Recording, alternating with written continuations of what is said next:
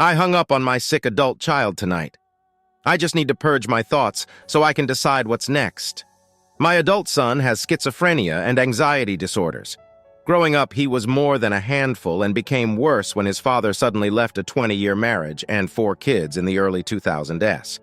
I raised them alone from that point on.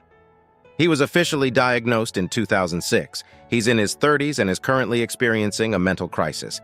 He stopped taking his meds. He said he was tired of being doped up and the meds were not helping his agoraphobic symptoms. The last time he made this choice was back in 2007. Back then, he was becoming so frightening for his younger siblings and refusing to take his meds. He started getting increasingly scary when he threw a chair. The landlord said he had to go, so I rented an app for him in the city. After the first month, he left and was sleeping in shelters. Eventually, he was arrested for theft. After his arrest, while in jail, he completely lost it and was committed to a hospital. After release, he was back on meds, and while he did go off them here and there, it was still unknown at that time which meds would best treat him. Eventually, he was taking just 1 oral medication and a monthly shot of some sort. It helped tremendously in our eyes. He got his own apartment in a semi-supervised community for people with similar struggles. So since 2008, he was not necessarily thriving, but was not symptomatic except for anxiety getting out of his apartment. He first volunteered at the men's shelter, then later had a part-time job, 15 years later. A few months ago, he suddenly decided to stop taking meds. Immediately, he started with the grandiose thinking, saying he was going to rejoin the workforce and because he was so intelligent, figured he could make at least $60K.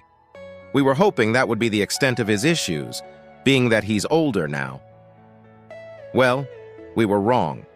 Suddenly, he decided that he wanted to join the Islamic faith and was being counseled by mosque members. This is all relayed to us. We have no way to know if this was actually true. He was deeply into preaching to us and what was wrong with the world and started diagnosing all of us. That would also be tolerable, whatever it takes that could help him feel he belonged. But then, just a week later, he became so disruptive to his neighbors that he was evicted. We did not know this until he told us he was homeless, but didn't need anything except money. We chipped in here and there, roughly $600 total between myself and his siblings. It was so tense wondering where this would lead. Then a few weeks ago, the phone calls started. He would call me, his siblings, who have all helped him so much over the years, his aunt, his uncle, sometimes up to 6 times a day, in addition to very, very long voice messages that were just rambling about a million things and no real point. This quickly progressed to him saying the most awful things to us. He took every bit of knowledge he had about all of us and went below the belt so hard. Really personal things we have all dealt with got thrown at us. He repeatedly called day after day to yell and scream at us until his siblings and other relatives eventually blocked him. I was the last one to do this. I did this tonight. He called me and said he was just letting me know he was completely healed and wouldn't be disabled anymore and no longer depending on the government. He said he was calling to tell me to never look for him or speak to him again. He has said this on every call, but the fury in his voice, the speaking at 1,000 miles per hour, not even taking a breath or pausing for a response, there was no point in trying to offer him words.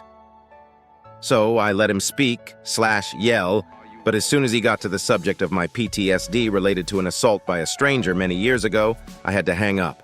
I hung up on my sick child. On Thanksgiving, I have no idea what will come next.